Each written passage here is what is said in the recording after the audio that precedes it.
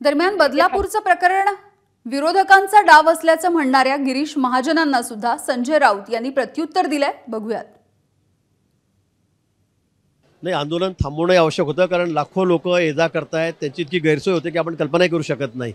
आणि आरोपीला इथे आणून इथेच फाशी द्या हे कधी शक्य नव्हतं. आणि म्हणून 12 तास झाले, 10 तास झाले, हे आंदोलन रेल्वे पुन्हा सुरू झाल्या पाहिजेत.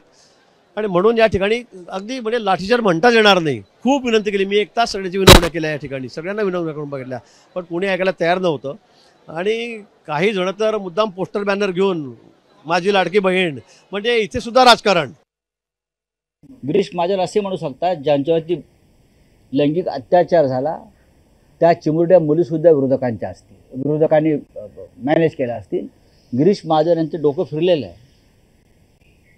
निदान अशा प्रकारात तरी अशा माणसांनी राजकारण करू नये. याच्यामध्ये विरोधकांचा काय संबंध आहे? जे प्रधानमंत्री 200